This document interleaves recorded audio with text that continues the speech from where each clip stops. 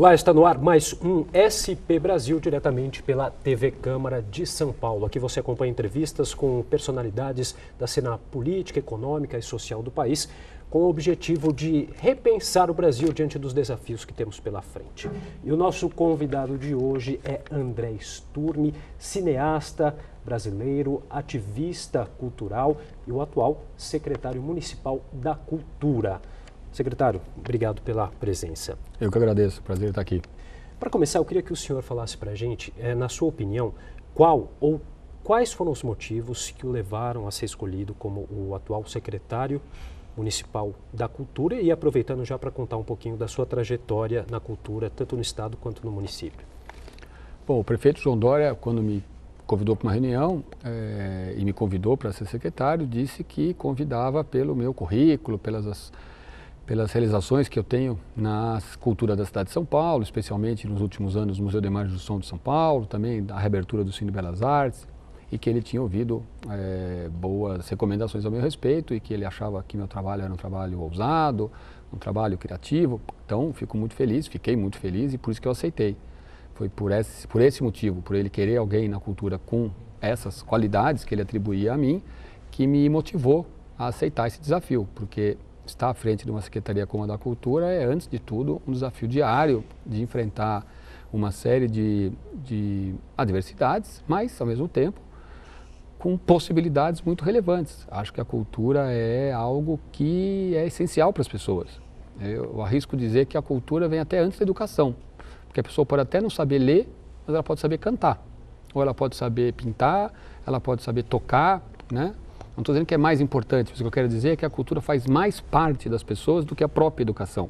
Você tem cultura, de um jeito ou de outro, né? A cultura está em você. E quando a gente estimula, sensibiliza as pessoas, estimula a que ela amplie os seus interesses, que ela descubra os talentos que ela pode ter e a capacidade de fruir, a gente está construindo pessoas melhores. Então a cultura tem esses grandes desafios e que eu fico orgulhoso de estar à frente.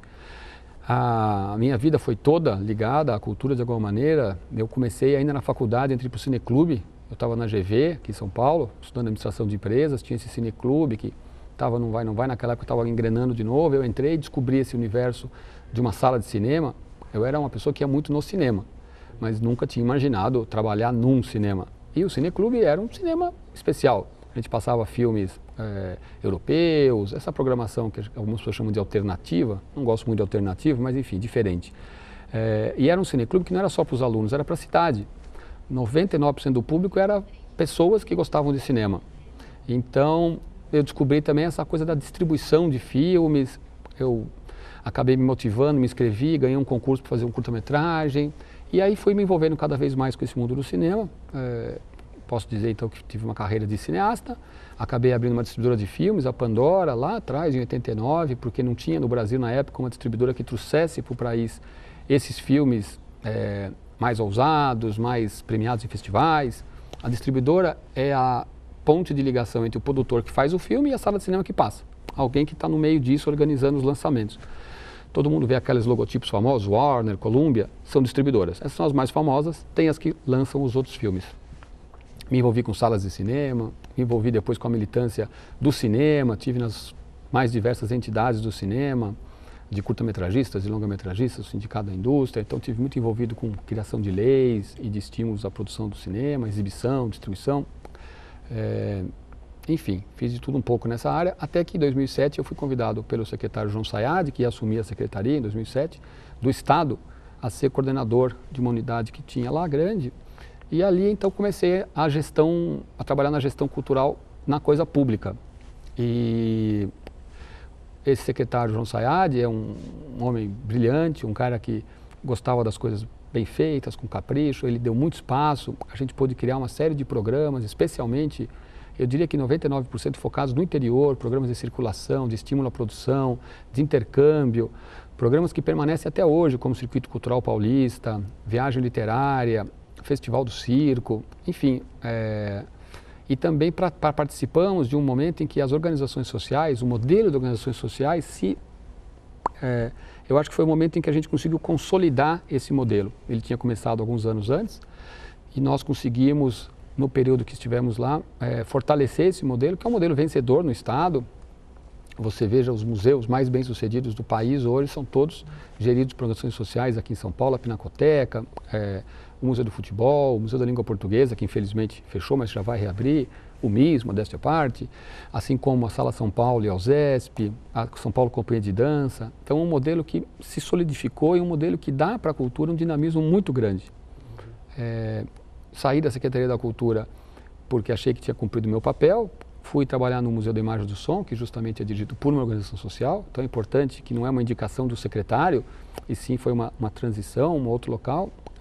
Na época, o Museu da Imagem do Som estava numa crise, estava muito apagado, tinha questões internas, e eu resolvi ir para lá, assumi o desafio de pegar esse museu, que quando eu era iniciante no mundo do cinema, era um lugar onde passavam os filmes paulistas, né? Então eu vi muito curta-metragem, meu segundo curta-metragem estreou no MIS lá atrás, e eu senti a pena de ver um museu tão bacana, tão bem localizado e tão pouco relevante. E aí a gente construiu aí essa história desses últimos 5 anos, né? Em que nós, de um museu que fazia 50, 60 mil pessoas por ano, nos últimos 3 anos foi o museu mais visitado de São Paulo e no ano passado e retrasado do Brasil. Então, desculpa, do Brasil, sem considerar o Museu da Manhã no Rio de Janeiro. Foi uma experiência muito bacana. Bom, o senhor levou ao MIS atrações que fizeram com que a bilheteria ganhasse números expressivos. Qual que é o segredo para fazer com que o público se interesse por arte no Brasil? Bom, o segredo não posso contar, né? Mas eu acho que o mais importante é você oferecer programações que são diferentes, mas de uma maneira atrativa. Esse foi o desafio do MIS. Não é fazer uma programação incrível que as pessoas não conseguem se aproximar. Também não tem necessidade de um museu público ou de um órgão público como a Secretaria da Cultura fazer o óbvio, né? Não teria sentido eu usar o auditório do museu para ficar passando o filme de super-herói. Isso já tem um monte de cinema fazendo. Assim como o espaço de exibições, ficar fazendo exposições, sei lá, dos dinossauros. É fácil que vai dar público uma exposição de dinossauros, né? Até porque não é o tema do Museu da Imagem do Som. Então a gente criou, eu acho que uma programação que tinha alguns eixos de organização. O primeiro foi criar programas continuados. Então a gente tinha a maratona infantil, uma vez por mês, aos domingos, das 10 da manhã às 5 da tarde, tinha uma programação gratuita, tudo gratuito, para crianças e família.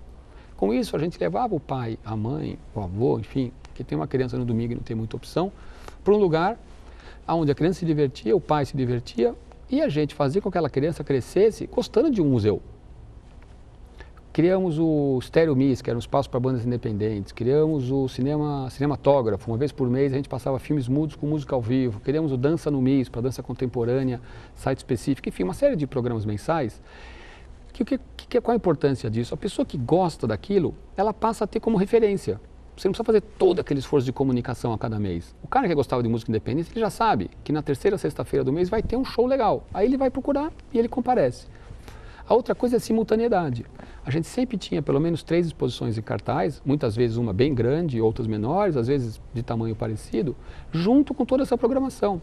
Então, gosto de dar um exemplo. Quando estava a exposição do Castelo Rá-Tim-Bum, que foi um sucesso histórico, a gente tinha no térreo, na sala da direita, uma exposição sobre Graciliano Ramos. Era o centenário dele. Era uma exposição de fotos, vídeos, enfim, muito audiovisual sobre o Graciliano Ramos. Essa exposição tinha uma visitação de 400 pessoas por dia. Por quê? As pessoas estavam esperando para entrar no Castelo Rá-Tim-Bum e entravam na exposição do Graciliano Ramos. E com certeza aprenderam muito sobre ele. Muitas delas devem ter querido ler os livros. Se eu tivesse feito essa exposição do Graciliano Ramos sozinha, com todo respeito, ela não teria 400 pessoas por dia. Então essa simultaneidade também era importante, porque aí as pessoas vêm para uma atividade e descobrem outras, né? O cara estava na fila do Castelo Rá-Tim-Bum e tinha um espetáculo de dança ali na frente dele, e de repente ele gostava disso, ou tinha a chance de ver um filme e assim por diante. E claro, as exposições que nós fizemos, que além de terem temas que eu considero atraentes, a gente fazia de uma maneira especial. Acho que a gente criou um padrão de exposições na cidade de São Paulo, que eram exposições além do objeto numa vitrine ou na parede. As nossas exposições, elas eram imersivas. Interativa até já tinha, mas não era tanto a interação, era a imersão. Você entrava naquele universo. Mesmo que você não conhecesse, você tinha a possibilidade de sensorialmente entrar naquele universo e ter vontade de aprender melhor, né? Eu gosto de lembrar a exposição do Kubrick, que nós fizemos, era uma exposição que rodava o mundo, mas era isso, eram vitrines e coisas na parede. E a gente criou ambientações para cada filme, então cada sala era um filme e nesse filme a gente reproduzia o ambiente da narrativa.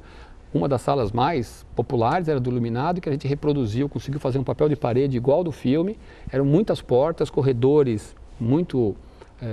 que serpenteavam quase um labirinto, o teto baixo, aquela ruidagem do filme, e as pessoas ficavam com muito medo, né? Elas tinham que abrir as portas, não sabiam o que tinha atrás, em quase todas as portas tinham objetos do filme, então a pessoa via, e claro que tinha uma hora que dava um susto, mas isso permitia que a pessoa entendesse que aquele era um filme de medo. E o Barry Lyndon, a Laranja Mecânica e assim por diante. As filas da exposição do Stanley Kubrick se tornaram conhecidas. A gente não estava talvez preparado para tanto público naquele momento, e algumas pessoas até chegaram a criticar, mas é uma exposição blockbuster, é uma exposição... O Stanley Kubrick morreu em 89. Ninguém que tem 30 anos assistiu um filme de Stanley Kubrick no cinema. Então não é tão blockbuster assim, né? Ele não fez ET, Caçadores da Arca Perdida, ele fez Laranja Mecânica, Barry Lyndon, Lolita. Então era muito legal ver na fila jovens de 20, 25, 30, que assistiam a exposição e depois desciam e compravam a caixa de DVD, porque queriam ver os filmes nas suas casas, conhecer mais a obra do Stanley Kubrick. Na exposição do Castelo Rá-Tim-Bum, nós fizemos uma pesquisa, que não era uma pesquisa sofisticada, porque não tinha estatística, mas pela nossa pesquisa, mais de 40% daquelas pessoas nunca tinham ido ao museu. Então, são, eu acho, elementos muito importantes. Não é para a gente se vangloriar de que o MIS fazia público, mas eu acho que da importância que isso tem na vida cultural da cidade mesmo. Quantas daquelas pessoas que nunca tinham ido a um museu foram no Castelo Rá-Tim-Bum e resolveram ir a outros museus porque descobriram que museu não é uma coisa chata, que museu não é uma coisa, né? É uma forma de mudar o conceito e até de fisgar aquela pessoa que não conhece a cultura para se envolver nesse mundo. É isso. Tenho certeza que você, cara sério, já deve ter usado uma vez, querendo se referir a uma coisa velha ou chata, isso aqui é coisa de museu. Todo mundo já fez isso, porque museu virou um pouco isso. Então a gente precisa desmistificar isso ao contrário. Mostrar que o museu pode ser um lugar divertido, um lugar dinâmico, um lugar que é um ponto de encontro, que você vai, que você se diverte, que você aprende se você quiser, mas não é um lugar que você tem que aprender, que você tem que ter estudado. Não, vai lá encontrar as pessoas, vai lá conhecer, aproveitar. Então, isso vale para outros equipamentos também? Claro, bibliotecas? Claro, com certeza. Eu tenho tentado trazer isso para a Secretaria da Cultura e eu tenho tentado fazer isso ao longo da minha vida, em todo o meu trabalho.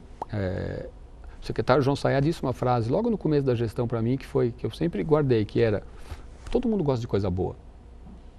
Se você levar uma orquestra sinfônica para tocar um concerto de Mozart, você pode levar no lugar mais distante, onde as pessoas não têm nenhuma informação anterior. 5 minutos elas vão estar batendo o dedinho, porque é bom, porque é universal, né? Por que você não pode levar uma orquestra num lugar onde as pessoas são simples e não tiveram educação formal? Você tem que levar só 3 ou 4 músicos para fazer um som simples? Não, óbvio, você não vai obrigar aquelas pessoas a só ver música erudita, mas essa variedade e essa possibilidade de dar oportunidade das pessoas conhecerem o diferente que é o desafio. Não é achar que o meu gosto é melhor que o seu, mas é você poder conhecer as outras possibilidades. Ok, bom, a gente vai fazer um rápido intervalo e daqui a pouco a gente volta com o segundo bloco do SP Brasil. Até já.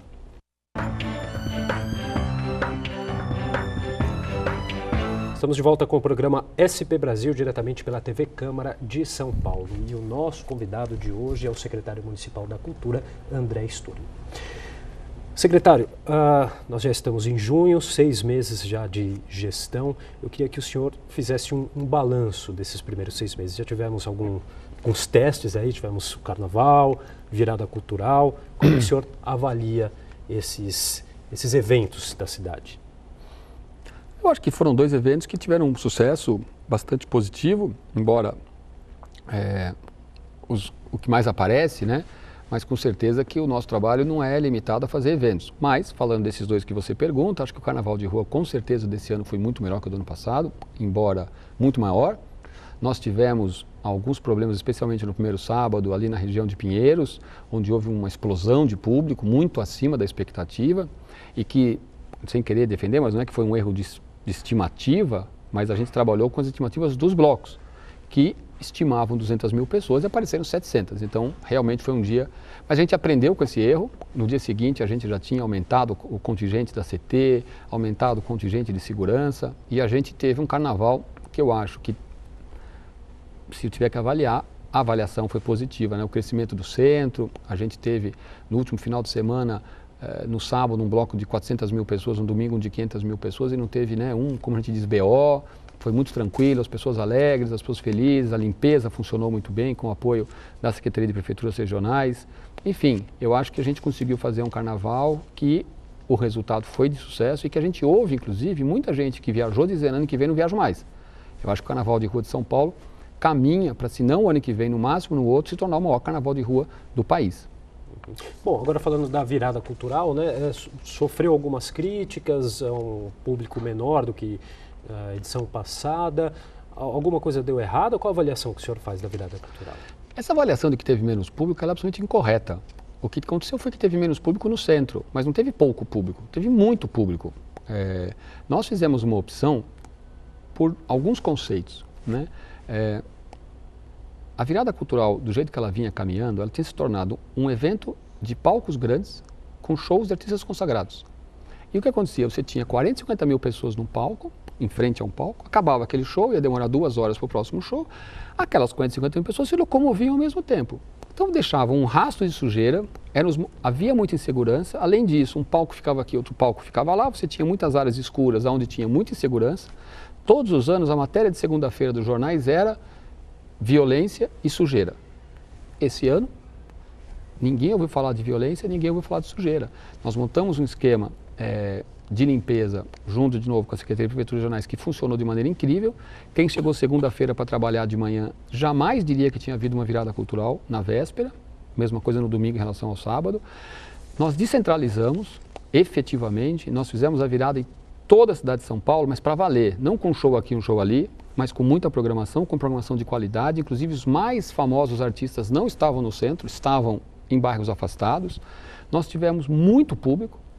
Na Chácara do Jockey, por exemplo, que é um parque que não tem nenhum ano de funcionamento, nós chegamos a ter 30 mil pessoas à 1 da manhã no show mais movimentado. Muita gente permaneceu. Além dos shows, tinha toda uma ambientação que as pessoas podiam ficar se divertindo, área de alimentação.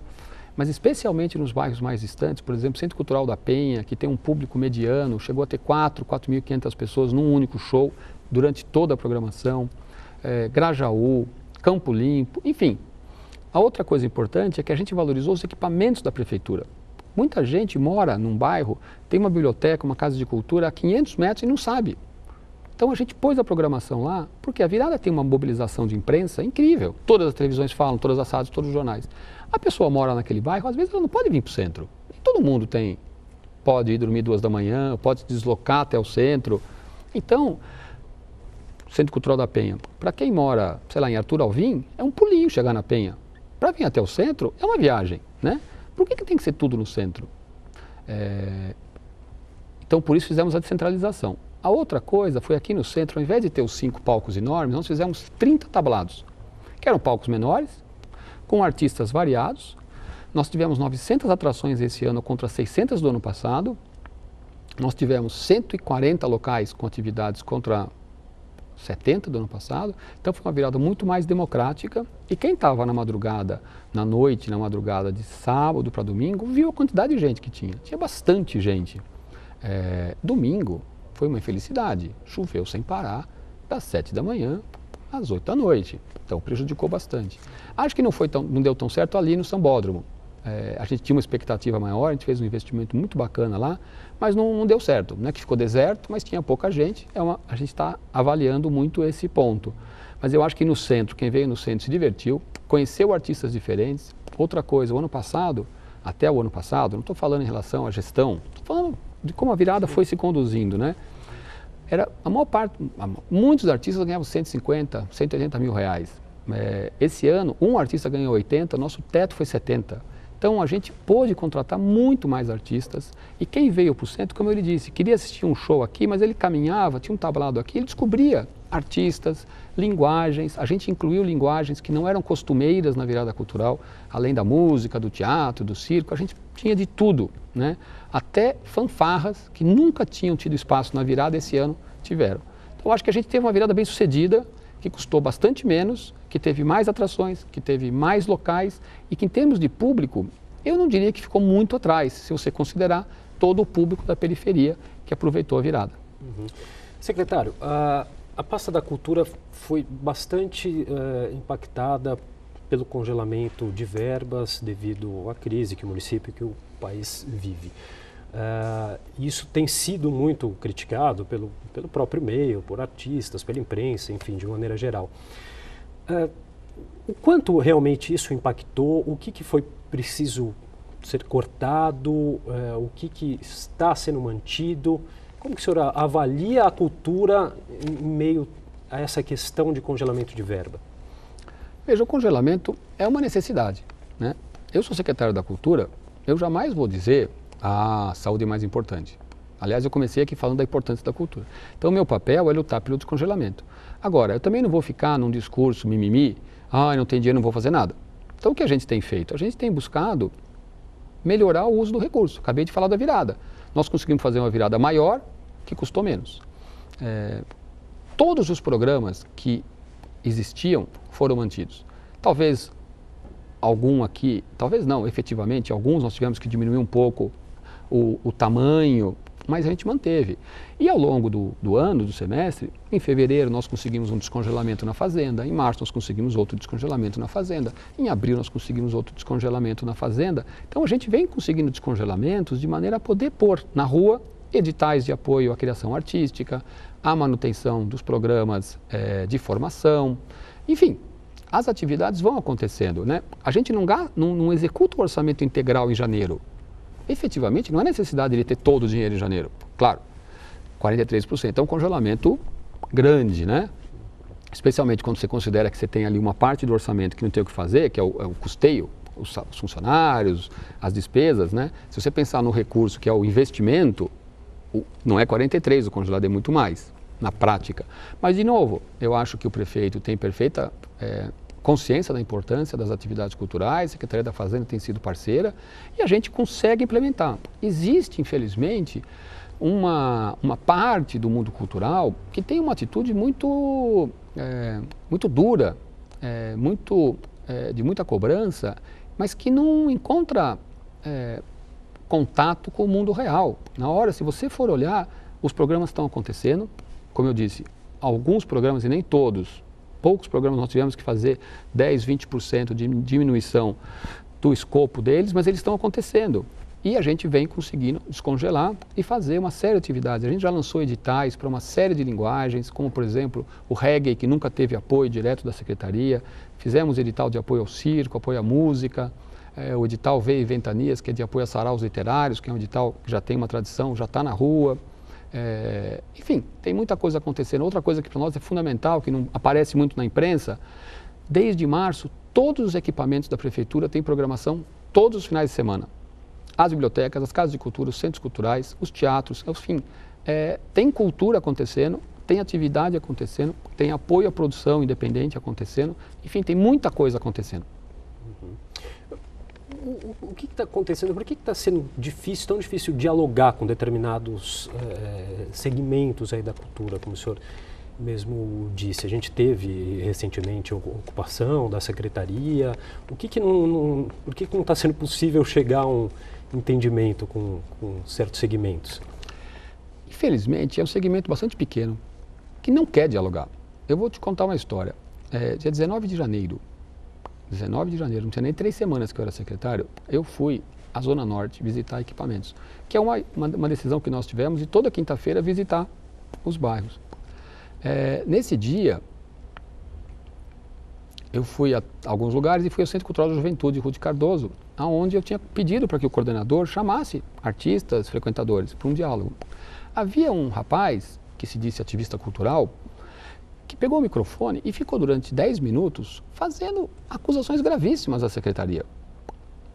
gente não tinha feito nada. A única acusação que ele podia ter feito é que a gente não tinha feito nada, mas também não seria justo porque a gente estava 3 semanas no governo.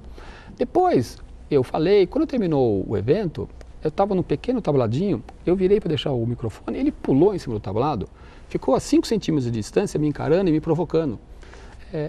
Esse é um dos líderes da invasão. Então, não são pessoas interessadas no diálogo, né?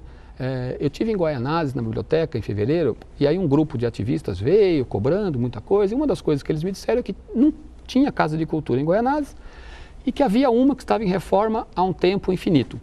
Voltei para a secretaria, mandei apurar, descobri que faltava pouco, pedi para acelerar e em março voltei com o prefeito para inaugurar. Ou seja, uma demanda da região que nós atendemos.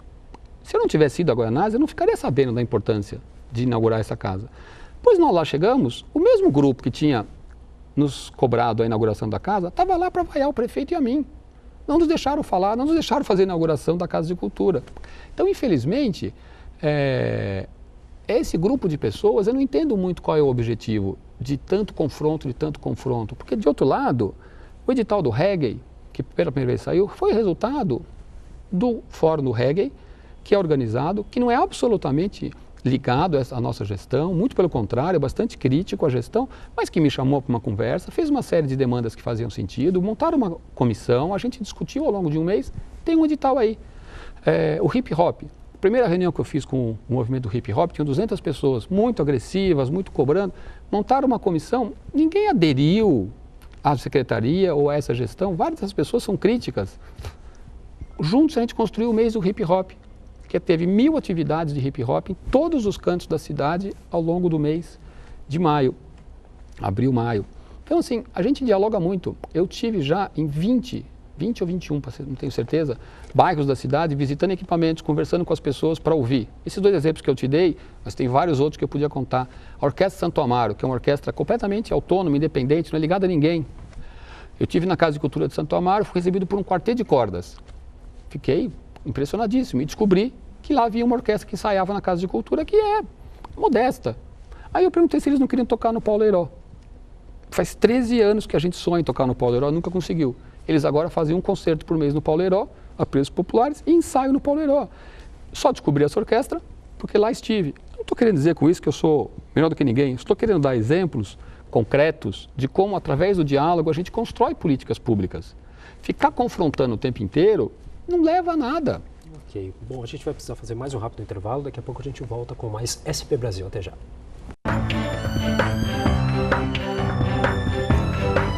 Estamos de volta com o programa SP Brasil, diretamente pela TV Câmara de São Paulo. E hoje eu recebo o secretário municipal da Cultura, André Story. Secretário, ainda fazendo um balanço da gestão, o senhor consegue nos dizer quais os principais erros, se é que há, e os principais acertos da sua gestão até agora? Olha, acho que é difícil falar em acertos do ponto de vista porque a gente está num processo de realização de uma série de coisas. Mas acho que, como já falei, o Carnaval de Rua foi um acerto. Claro, o Carnaval de Rua não foi um acerto só nosso, foi um acerto da gestão, porque muitas secretarias estavam envolvidas, a gente fez a coordenação, mas Secretaria de Prefeitura, CT, Saúde, Transportes, enfim, muita gente foi fundamental para que isso desse certo. Acho que a virada cultural, dentro do que a gente propôs, ela foi um acerto, teve erros, teve problemas, claro, mas eu acho que do tamanho que é o evento e do que a gente conseguiu, foi a virada com o menor número de ocorrências da história das viradas. A limpeza foi extraordinária. Muita gente, equipamentos da prefeitura pouco utilizados, cheios de público, que com certeza vão voltar ao longo do ano. Acho que foi um acerto se a gente faz uma análise mais geral. Acho que o programa de bibliotecas que a gente fez, o Biblioteca Viva, que está começando, de abrir as bibliotecas aos domingos, conseguir terminar a instalação do Wi-Fi, fazer a mudança da exposição dos livros, nova política de compras, enfim, esse é um não dá para chamar de um acerto, porque é um programa que vai dar frutos devagarzinho, Mas eu fico muito contente de que, inclusive, que no programa de metas da prefeitura está lá pela primeira vez na história o estímulo às bibliotecas. O prefeito João Dória foi muito sensível a esse ponto, percebeu a importância e tem dado muito apoio para isso. O diálogo, que embora a gente seja acusado de não dialogar, A gente tem desde o início feito muito diálogo, conversado, recebido. Diariamente a gente tem no mínimo 4, 5 audiências no gabinete com pessoas as mais variadas, sejam entidades, pessoas, proponentes, artistas. A gente vai nos bairros, a gente fez diálogos abertos com o teatro, com a dança para todo mundo e não só com as lideranças, mas abertos a todo mundo. Várias das nossas decisões e das nossas políticas são resultado desse diálogo, né? Acho que a gente sempre pode fazer mais e melhor. Então, não é aqui querer não dizer onde a gente errou, mas eu acho que com certeza a gente poderia ter acertado mais, ter feito talvez com mais rapidez algumas coisas. Em alguns momentos a gente talvez não tenha buscado diálogo até o último minuto. Chega uma hora também que você precisa interromper quando não percebe que não é possível mais o diálogo. Então, mas eu acho que de maneira geral a gente vem acertando, né? De novo, vem acertando ou vem buscando acertar, né? Claro, às vezes a gente pode até cometer algum tipo de erro, mas com certeza acho que diálogo é uma marca da nossa gestão.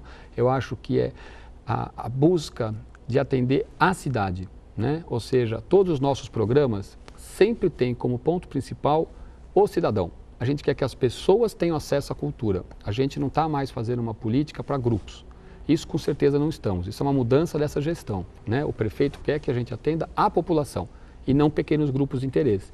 Então, os equipamentos culturais não são mais de artistas, eles são para a população. Os artistas podem usar desde que tenham um retorno para a população. As políticas de apoio à criação cultural, ao trabalho cultural, sempre tem esse foco de que de alguma maneira retorne para a sociedade. Claro que o artista vai fazer como ele quiser, do jeito que ele quiser, comissões vão escolher os projetos, mas é fundamental uma contrapartida. É fundamental que após o processo de criação possa haver apresentações e acesso do público ao que está acontecendo. Secretário, o fato de algumas bibliotecas não ficarem abertas mais durante 24 horas, também foi alvo de muitas críticas, né? Como que o senhor vê essa questão? Essa é uma absolutamente falsa questão. Importante dizer que uma biblioteca ficava aberta 24 horas, que é a Mário de Andrade. De outro lado, quase nenhuma biblioteca abria aos domingos. As 54 bibliotecas do Sistema Municipal, todas elas abrem aos domingos agora. Fizemos uma série de melhorias nas bibliotecas. As bibliotecas são uma das prioridades da nossa gestão com o apoio do prefeito. Em relação à Mário de Andrade, que ficava aberta 24 horas e que antes de eu entrar na secretaria eu achava que devia ser uma coisa muito legal, embora não frequentasse, quando nós entramos, nós fizemos naturalmente uma série de levantamentos sobre o funcionamento da Mário de Andrade. Eu, pessoalmente, o que eu mais gosto é de livro de biblioteca, até mais do que de cinema, que é a minha vida toda e que eu adoro. E nós descobrimos que mesmo no ano passado, na gestão anterior, que foi quem implementou isso, a frequência da meia-noite às 8 da manhã era muito pequena. Causou espanto para a gente, porque a impressão que tinha é que era um enorme sucesso. Bom, desde janeiro a frequência era muito baixa. Nós contratamos um funcionário que ficou lá 7 dias seguidos, das 10 da noite às 8 da manhã, fotografando e anotando quantas pessoas entravam na biblioteca circulante a cada hora. Em uma semana, 7 dias, 10 horas por dia, a gente apurou menos de 400 pessoas. Correspondia a menos de 7% do público da biblioteca. De outro lado, para manter a biblioteca aberta nesse horário, custa R$ 1.400.000 por ano.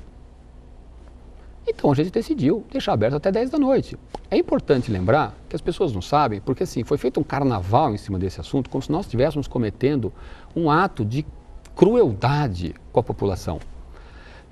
Eu desafio você, se você conhece alguém que vai na Mário de Andrade, ou melhor, que ia na Mário de Andrade de madrugada, várias das pessoas que lideraram o processo de crítica a isso, nós fizemos um levantamento, sequer sócias da Mário de Andrade são. Sequer vão na Mário de Andrade. Não é que não vão de madrugada, não vão na Mário de Andrade. Isso é uma falsa questão. De outro lado, o ano passado, quantos livros essa gestão incrível que criou a 24 horas, quantos livros a gestão comprou o ano passado para a biblioteca? Afinal de contas, é uma biblioteca. Quantos livros? Zero. Zero. Em 2015, comprou 715 volumes para a segunda maior biblioteca do Brasil. Ao mesmo tempo, gastou mais de R$700 mil em aquisição de fotografias. Só numa coleção que tem 7 fotos, gastou-se R$300 mil. Onde ficavam essas fotos? Na sala do diretor. Então, assim, Nós fizemos a redução do horário em função de gastar melhor dinheiro. Porque é importante dizer assim, a gente não fez isso para cortar custos. O recurso que ia ser gasto para ficar aberto de madrugada está sendo gasto com programação. Esse final de semana tinha uma programação de artes cênicas cuja fila descia a escada. Cheio de gente na biblioteca para assistir espetáculos de teatro, obviamente frequentar a biblioteca, a um custo bastante pequeno, que é o dinheiro que deixou de ser gasto de madrugada para a biblioteca ficar vazia. Então, não foi uma decisão de nenhum caráter ideológico, foi uma decisão de caráter prático. A biblioteca é, antes de tudo, um lugar da leitura, um lugar do livro, não um lugar para ficar aberto de madrugada porque é bacana. Em nenhum lugar do mundo existe uma biblioteca pública aberta 24 horas. Não é na América Latina, é no mundo, em Londres, em Nova York, em Amsterdã, em qualquer grande cidade do mundo. As únicas bibliotecas que ficam abertas 24 horas são bibliotecas universitárias. Então, assim, foi uma ideia interessante, eu até acho que foi uma ideia interessante. Se não tivesse, eu talvez até tentasse fazer, mas ela não deu certo, comprovadamente não deu certo, na gestão passada e nesta. Então, a decisão de deixar ela aberta até 10 da noite, que aliás é a única biblioteca da cidade de São Paulo aberta até 10 da noite, uma das poucas do Brasil aberta até 10 da noite, é um horário bastante largo, um horário bastante extenso, né? A gente não pode deixar ela aberta a madrugada inteira, porque tem uma pessoa que todo dia ia lá para ler. Poxa, eu lamento por essa pessoa, mas é uma biblioteca pública, o recurso é público e a gente precisa fazer uma escolha entre comprar livros, ter uma programação cultural diversificada. A biblioteca tinha mais de 15 mil livros recebidos em doação, sem catalogação, jogados numa sala. Não entendo como é que as pessoas não fazem manifestação e crítica a esta falta de cuidado com a biblioteca e fazem tanto carnaval porque ela não fica aberta de madrugada. Pergunto para quem está assistindo aqui, você conhece alguém que é na biblioteca Mário de Andrade de madrugada? Secretário, como que você analisa a relação da Secretaria da Cultura com as OS, né, que são as organizações sociais? A gente viu aí nesses embates nos últimos tempos entre integrantes desses movimentos com a Secretaria, na parte deles dizendo que houve esses cortes de verbas, a Secretaria dizendo que não há uma prestação de contas devidas. O que está acontecendo? Como que o senhor vê essa relação, essa parceria? Então, veja, a Secretaria da Cultura, a Prefeitura, a Secretaria da Cultura, tem apenas um contrato com a organização social, que é a organização que faz a gestão do Teatro Municipal. Essa relação, obviamente, não foi boa. Como sabe-se, né? Infelizmente, houve sérios problemas, mas o problema não está no modelo, o problema está nas pessoas que dirigiram esse acordo, esse contrato, infelizmente, deu errado. Se você pega o Estado de São Paulo, o governo do Estado de São Paulo, né? Os maiores sucessos na cidade de São Paulo hoje, os maiores sucessos de todos os parâmetros que você olhe, qualidade, público, estão administrados por organização social. A Pinacoteca, o Museu do Futebol, o MIS, a Sala São Paulo, enfim, são exemplos de locais onde o público vai, que estão em ótimas condições de recepção das pessoas, que tem programação continuada, que tem preços acessíveis. Então, é um modelo vencedor. Eu acho que aqui na cidade de São Paulo a gente precisa implementar isso mais. Outra coisa são convênios que existem na Secretaria de Cultura e entidades ou instituições, né? Então, aí nós estamos falando de convênios para uma tarefa específica, né? Então, um repasse de recurso para que uma organização faça programação numa casa de cultura ou para realizar um festival, isso é outra coisa. A maior parte dos convênios funciona muito bem. A cultura é uma área onde as pessoas recebem pouco recurso e trabalham muito. Mas, infelizmente, também tem casos onde não há devida prestação de contas, onde não há o cumprimento das obrigações previstas nos seus contratos, convênios, né? Mas eu diria que é a minoria dos casos. Bom, nós vamos para mais um rápido intervalo e voltamos para o último bloco do SP Brasil. Até já.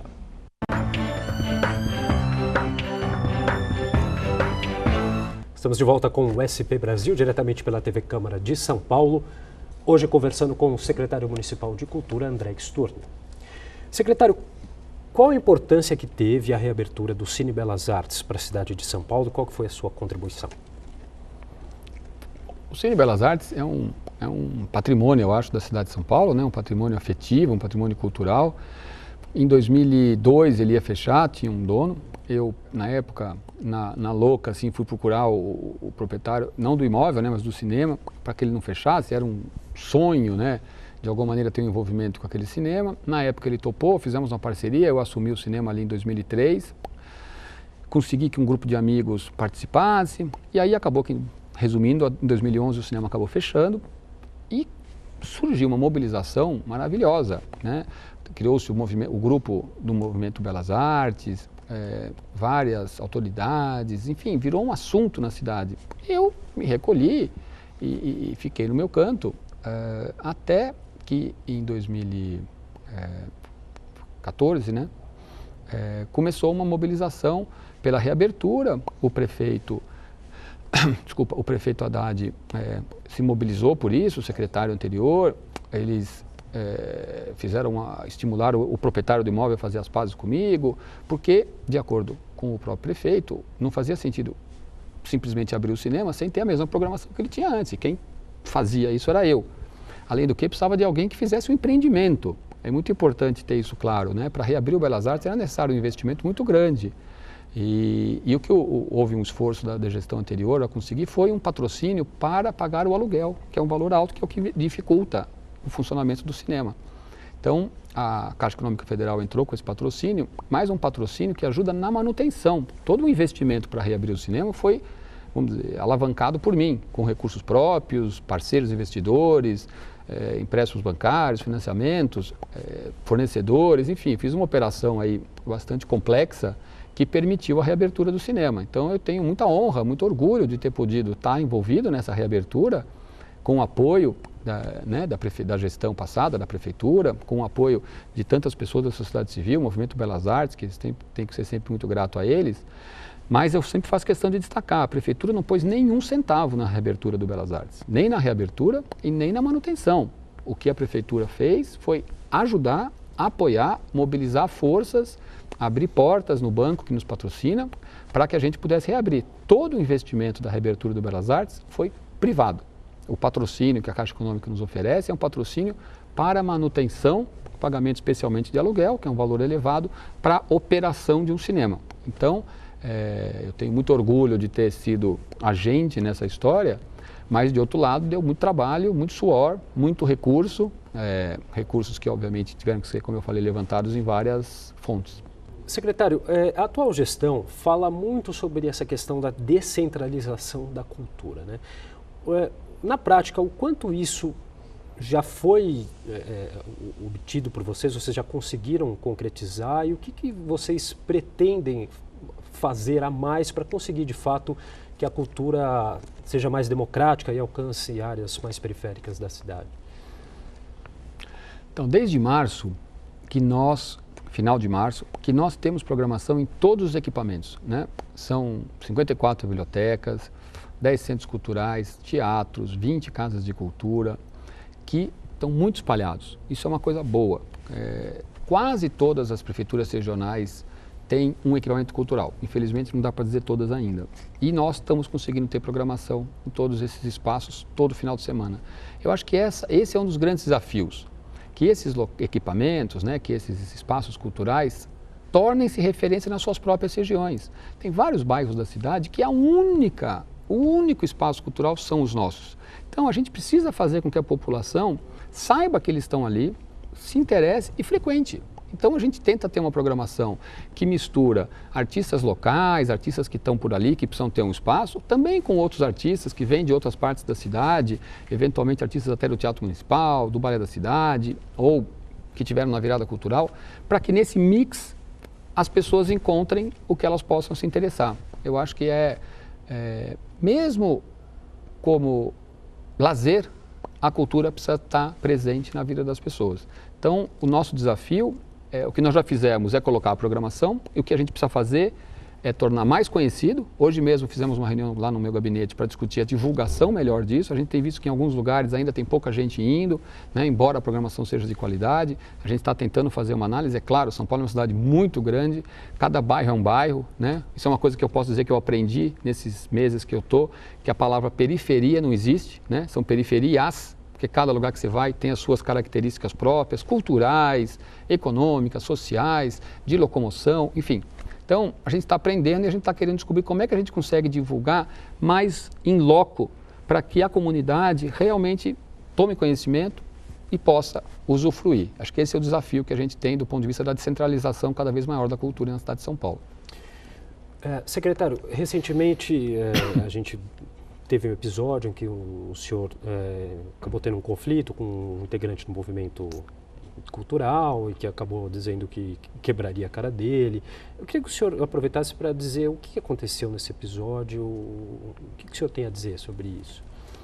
Então, logo que a gente entrou na secretaria, nós ouvimos falar da ocupação do Emílio Matarazzo e ouvimos falar mal, por duas fontes diferentes. Eu resolvi ir lá para conhecer, fui até lá em fevereiro, logo no começo, cheguei lá, a Casa de Cultura está ocupada por eles, um pedaço, é um prédio, eles me receberam muito bem, falaram do que faziam, e a principal preocupação deles era legalizar, formalizar a permanência deles lá, porque eles estavam com medo de serem colocados para fora.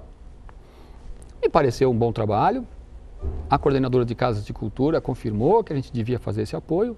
Nesse período, eu acabei indo a Pirituba e vendo uma outra ocupação, tive na Zona Sul, lá no Jardim Mitsutani também, vi uma outra possibilidade. Chamei esses 3 grupos há mais ou menos 1 mês e meio, por aí, e disse para eles, olha, nós vamos formalizar a permanência de vocês. E a grande preocupação dos 3 era, a gente tem medo de ser posto para fora. Minha equipe trabalhou e descobriu uma maneira de legalizar. É um termo de concessão, tem lá umas regras. Então eu chamei o pessoal do Ermelino para dar a boa notícia. Eu entrei na reunião certo de que nós íamos sair batendo uma foto abraçados, porque eu estava dando para eles a notícia, resolvi o problema. É um termo bastante simples, no qual vocês têm autonomia muito grande, vocês fazem a programação que vocês quiserem, vocês ficam responsáveis pelo funcionamento do lugar, vocês só têm que garantir que terão algumas atividades gratuitas, que qualquer pessoa terá acesso, que não pode ser só para um grupo fechado, e a cada 2 meses vocês mandam um relatório para a gente, mas total autonomia. Nós não temos a ver com programação nem nada. E após terminar de falar, certo novamente de que estava dando uma boa notícia, passei a ser confrontado pelo rapaz, o ativista, de que isso não tinha o menor sentido, de que existem outras ocupações na cidade, de que eles já estavam no imóvel, de que ninguém tirava eles de lá, e que isso que eu estava dizendo para eles não interessava, que o que eles queriam era uma grana. Porque formalizar por quê? Por que eles têm que prestar contas para a secretaria? Por que eles têm que entregar um formulário para a secretaria do que eles fazem? Eles fazem o que eles quiserem, e eles querem o dinheiro, e eles não querem prestar conta, enfim. E eu tentei dizer para ele que, veja, se você não fizer, você vai acabar saindo. Até que eu falei, veja, se eu quiser, eu fecho a Casa de Cultura amanhã. Não fecha. E aí acabei perdendo a cabeça, só para, de maneira nenhuma, justifica, porque eu não podia ter perdido a cabeça. E eu não disse que eu quebraria, eu falei, eu vou quebrar a sua cara, mas assim, infelizmente não tem um vídeo, porque sentado eu estava, sentado eu fiquei, não é que eu fui para cima e fui apartado, e inclusive ele levantou e veio na minha direção dizendo, vem me quebrar a cara, e foi quando eu disse, não vou sujar minha mão, porque percebi que o que eu tinha falado não fazia sentido, até porque falo com tranquilidade, embora eu tenha 50 anos, eu nunca me meti numa briga de soco. Ou seja, não sei nem por que eu falei isso. Fui convidado pelos vereadores e vim pela 5ª vez a uma audiência pública e eu fiquei 1h40 sendo ofendido, atacado, com as palavras mais pesadas. E após, sem pedido de falar, levantei para sair e fui perseguido. Há um vídeo na internet, porque as pessoas filmaram, eles mesmos, a perseguição a mim e a minha equipe. Eu tive que ser socorrido pela Guarda Civil Metropolitana, todo o batalhão da Câmara Municipal teve que ser deslocado, a minha adjunta não conseguiu entrar aqui no cafezinho da Câmara, ficou encurralada num canto, não fossem os policiais chegarem, ela teria sido agredida, uns manifestantes disseram que nós tínhamos que levar um tiro na cara, enfim. Então assim, a gente tem sido tratado dessa maneira. De novo, eu não devia ter falado o que eu falei, no mesmo dia eu pedi desculpa, no dia seguinte eu pedi desculpa, peço desculpa de novo, não posso perder a cabeça, sou um secretário, sou uma autoridade, estou numa gestão. Agora, também sou um ser humano, né? Eu confesso, eu cheguei na cafezinha, eu tremia, porque assim, eu podia ter sido linchado. As imagens estão na internet. Eu convido não, porque é muito feio, muito triste o que aconteceu. Mas nós somos atacados, né, por essas pessoas. É o mesmo grupo. Então, é uma violência que é incompreensível, né? Que diálogo, que debate.